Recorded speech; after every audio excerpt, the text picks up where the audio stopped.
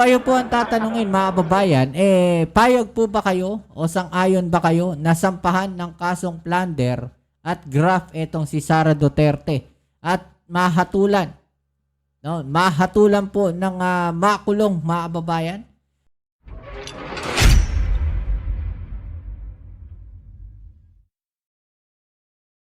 What's up? Welcome back din sa ating channel. It's Bobs TV. Alright, so tayo nagbabalik-balik mga babayan at eto, pag-usapan natin. Grabe, no? Sunod-sunod po ang mga nangyayaring kamalasan, no? Dito po sa pamilyang Duterte mga babayan, lalong-lalo na itong kay VP Sara Duterte. Okay? So eto po kasi ngayon ang mainit na balita na kung saan ay sinampahan po siya ng kasong plunder at graft mga babayan. Sa di umano'y 612.5 million confidential funds. Okay? So, ito po kasing confidential funds na to mga babayan, no? Hanggang sa ngayon, hindi pa rin niya nasasagot. No? Ang lakas ng loob nila, lagi nila sinasabi, pagka may mga aligasyon, sige, file nyo, haharapin namin. Pero pag nandiyan na yung kaso, mga babayan, biglang nawawala na lang. So, ito na nga, mga babayan, sinampahan po ng kasong plunder etong si Sara. Ano na mangyayari ngayon dito kay Sara Duterte? Kung maalala natin, no? Meron pong nag-aabang na impeachment dito kay Sara Duterte. It's either may magsampa ng bago by February mga babayan o magpo-push through, no, yung dating impeachment complaint laban po sa kanya.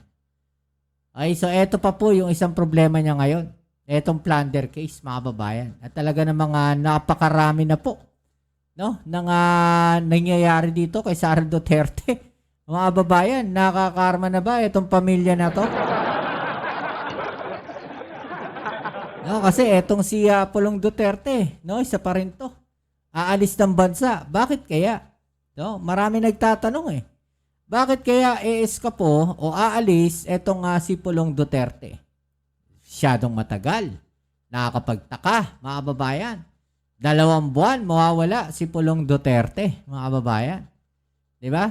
Magpupulasan na ba itong mga to? Mag-aalisa na ba? Magtatakasan na ba itong mga to? Kasi may mga napapanood ako, may mga nababasa tayo, mga babayan, na di umano, baka, mga babayan, no, na maitago yung ibang mga pera nila pagka nasa offshore na. Kasi magtataka ka no, sabi niya, hindi raw siya mag-around the world. Hindi raw siya mag-world tour. Ano tawag natin? No, mag-iikot siya ng maraming bansa. 17 yung bansa, mga babayan. No, Asia, punta siya Amerika, punta siya ng Europa. Diba? Hindi ba world tour yon, mga babayan? Grabe wala bang direct, wala bang mga direct flight papunta ng papunta ng The Hague, mga babayan? I mean, yung diretso lang, yung merong mga stopover na hindi naman ganito karami na dadaan sa 17 bansa. Yung ba papuntang The Hague, mga babayan, kailangan umikot ng buong Asia? Kailangan ba pumunta ng Malaysia, ganyan, Singapore, China, yung bang eroplano na yon? No, ano yan? Jeep? Ano yan? Bus? Maraming hinihintuan, maraming stopover, ganun. No, kasi yun yung katwiran niya Diba?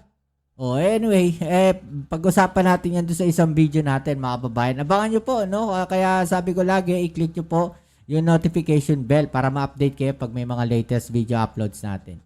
Okay, so ito. Grabe, pag-usapan natin to mga babayan. No, dahil ito pong nagsampa ng kaso na to kay VP Sara ay hindi po gobyerno. No? Mga civil society po ito. Ito yung sinasabi ni dating Senator Trillanes, mga babayan, na may magsasampa po ng kaso dito kay Sara Duterte. Talaga naman nawindang ang buong Pilipinas, no, dito po sa pasabog na to. Dito po sa balita na to. Mga babayan. So ano mangyayari ngayon dito kay VP Sara? Makukulong na ba siya? Payag ba kayo na makulong itong si Sara Duterte? O eto, mga babayan. Inireklamo sa Ombudsman si Vice President Sara Duterte ng plunder, graft, malversation at bribery. Grabe, ang dami, mga babayan. No, ang daming kasong isinampa sa kanya. Ewan ko na lang kung makalusot pa to. Dahil yan sa mali umanong paggamit sa mahigit 600 milyong pisong confidential funds. Grabe. Dawit din ang 15 opisyal ng kanyang opisina at ng DepEd. Na halos halos 1 bilyon mga kababayan. No, ito pong confidential funds na nadawit dito. 'Di ba? 612 million, no? Mahigit kalahating na to, almost half a billion na to mga kababayan, no? Mahigit kalahating bilyon mga kababayan. 612 eh. 'Di ba? Nakatutok si Salima Refran.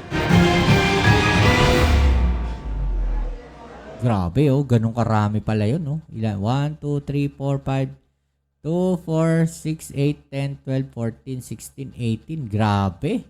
Bulto-bultong 20. dokumento ang bitbit ng iba't ibang civil society leaders sa Office of the Ombudsman na maghain ng mga reklamong plunder, graft, malversation at bribery laban kay Vice President Sara Duterte. Grabe, no? Ilang kaya yun? Ilang rim kaya yung inubos na bond paper to?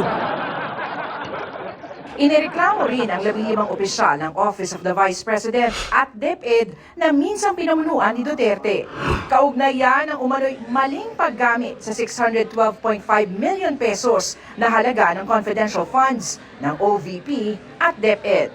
Her indiscriminate misuse of public funds without fear of accountability is outright criminal and a perfect example of the betrayal of public trust. Ito kasi mga babayan, no? Nagtiwala tayo sa kanya. Yun yung betrayal of public trust, mga babayan. Di ba? Nagtiwala.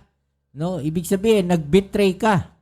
No? Sinira mo yung tiwala ng taong bayan sa'yo na magsisilbi ka ng tama. No? Na naaayon sa konstitusyon. Hindi ka magnanakaw ng pondo ng bayan. Di ba? Gagawin mo yung lahat para sa taong bayan. No? Kaya sinasabi dito, betrayal of public trust. Di ba? Para ang nagtraidor, no, sa tiwala ng taong bayan na ibinigay sa'yo, na naghalal sa'yo. Inilagay ka dyan dahil tiwala sa'yo, no, na magtatrabaho ko na maayos. Pero anong ginawa ni VP Sara, mga babayan? Hindi siya nagtrabaho na maayos. Bagkos eto, no, nagkaroon ng problema. Di ba? Kaya nga pilit nilang sinisiraan si Pangulong Bongbong Marcos, nakikita ko rito. Dahil alam nila darating at darating yung time, napuputok ito. Kaya lang, yung plano nila, no, na gusto nilang gawin, yung plano na akala nila magagawa nila, yung ginawa nila dati kay dating Pangulong Estrada, mga babayan. Di ba? Noon ko pa sinasabi sa inyo, may planong ganyan. Ang plano nila, gayahin yung kay Estrada. Di ba? Sino ba kadikit ng mga yan? Di ba si Arroyo? Oh, anong ginawa nila kay Estrada noon, mga babayan? Gaano katagal umupo si Arroyo? Yun yung plano nila. Umupo ng matagal etong si Sara Duterte. Patalsikin ng Pangulong Bongbong Marcos. Di ba? Para mailusot lahat ng mga to. Siguro, ganun yung kanilang plano, mga babayan. Para maituloy yung pagnanakaw sa kaban ng taong bayan. Ganun ba? Parang ganun yung iniisip nila. Di ba? O, tuloy natin. Nakita natin sa deliberation ng House of Representatives at ito ay sworn statement ng mga empleyado mismo ng DepEd, yung abuse sa paggamit ng confidential fund. Alam niyo po, yung confidential fund, kahit sinasabing confidential, may malinaw na parameters kung paano ito ginagastos. Hindi po ito kitty fund ng mga politiko. Kasama sa mga inireklamo ang Chief of Staff ni Duterte na si Attorney Zuleika Lopez, Zuleika. tagapagsalitang si Attorney Michael Powa, Powa. at dating Vice Presidential Security and Protection Group Head at ilang mga taga-OVP at DepEd. Inilakip ng grupo sa reklamo ang report ng House Committee on Good Government and Public Accountability na nag-imbestiga sa confidential funds ng BISE, kasama na ang mga acknowledgement receipts na mga tumanggap ng confi funds Eto na. gamit ang mga gawa-gawa umanong pangalan tulad ng Mary Grace Piatos. Yari. Hiling nila sa ombudsman silipin din ang bank accounts ni Duterte Yan at na. hanapin kung saan talaga napunta ang confidential funds nito. Wala na. Paalam na to si Sara Duterte, mga babaeng, pag nagkataon. Goodbye 2028 na to. Yun ang pwedeng mangyari sa kanya. Wala na. Masisira na yung pangarap nila makabalik sa pwesto. Wasak na yun, mga babayan. Hindi na matutuloy yun pag nagkataon. Tandaan ninyo plunder case to. 4 yung kaso rito, mga babayan. Meron pa siyang inaabangan na impeachment. Paano nila lulusutan yun? On the span of 2 months, mga babayan. Meron na lang silang 2 months para doon sa impeachment. Plus, etong sinampang kaso na to sa ombudsman. Diba? Tignan natin kung paano makakalusot dito si Sara Duterte, mga babayan. Pero pinakamagandang tanong dyan is kung sasagutin ba to ni Sara Duterte. At kung aabangan pa natin kung paano nila, kung paano nila sisirain na naman ang Pangulong Bongbong Marcos. Kung paano na naman nila babaliktarin ang kwento at sasabihin na naman nila political persecution na naman, mga babayan. Politika na naman na nasa likod. Politika ay civil society yung nagsampa. Diba? Sa ombudsman sinampa.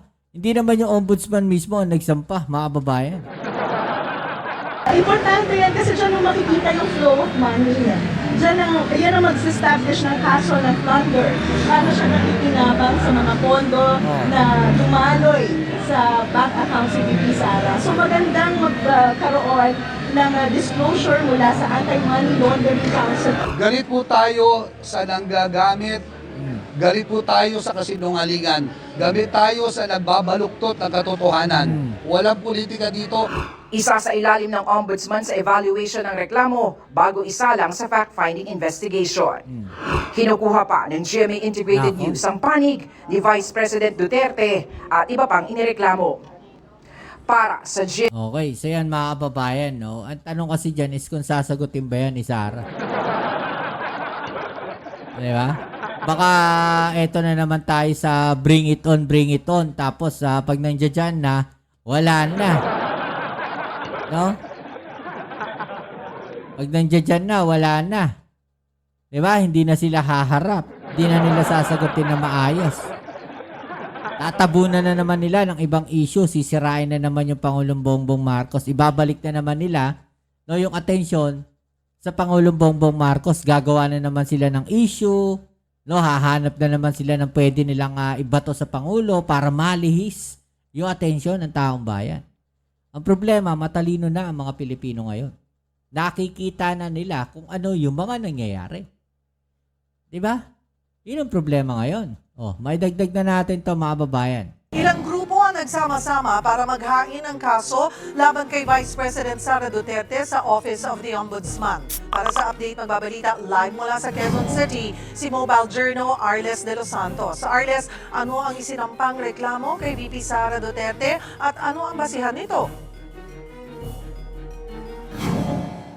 Eril, kasong plunder, bribery, malversation at paglabag sa Anti-Graft and Corrupt Practices Act ang isinampang reklamo laban kay Vice President Sara Duterte, gayon din sa 15 pang opisyal ng Office of the Vice President at ng Department of Education. Kaugnayan ng umano'y maanumanyang paggamit ng confidential funds ni Duterte bilang Vice Presidente at noong siya ay nanunungkulan bilang kalihim ng Department of Education.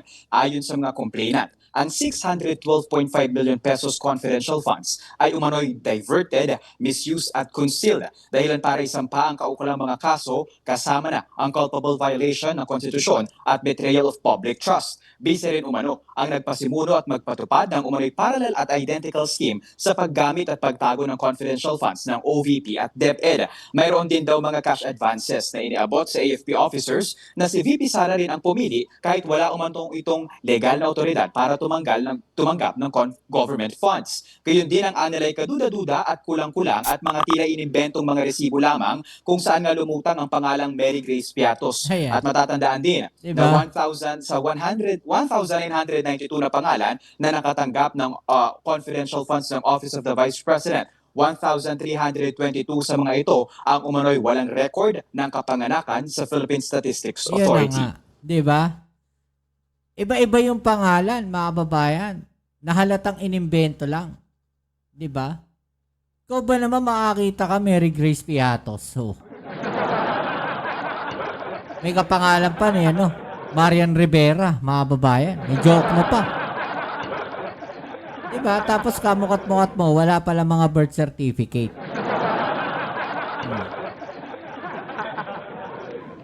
Sino-sino yung mga nagsampa ng kaso at ano ang kanilang layunin sa pagsasampa nito?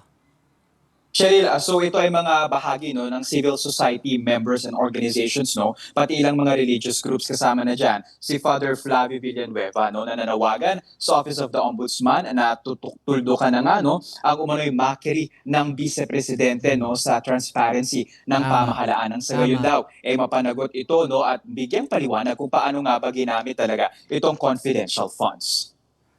Hindi ba ito makakaapekto doon sa planong muling pagsasampa ng impeachment case kay VP Sara at may reaksyon na ba ang kampo ni VP?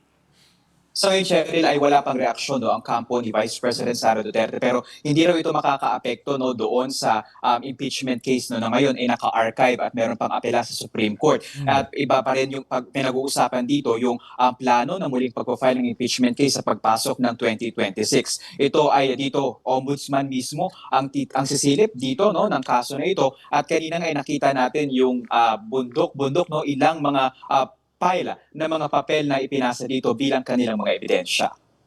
Arles, mayroon din daw nagsampa ng reklamo sa ombudsman laban kay Congressman Romeo Momo. Ano ang basihan nito at may reaksyon na ba ang mambabata sa aligasyong ito? Alright, so yan mga kababayan, no? So babalik natin yung tanong natin, no? Kayo po ba ay payag na makulong itong si Sara Duterte at papanagutin doon po sa mga kaso na yan na isinampa sa kanya, mga kababayan? Kung ito man po ay mapapatunayang totoo, mga kababayan, no, sang-ayon ba kayo na managot, makulong etong si Sara Duterte? I-comment po sa ibaba ang inyong mga opinion at atin yung pag-usapan, right? So yan, muli kita-kits tayo sa ating next video upload. Dito po muli ang inyong Kuya Mobs, it's a Mobs TV. Peace. I'm out.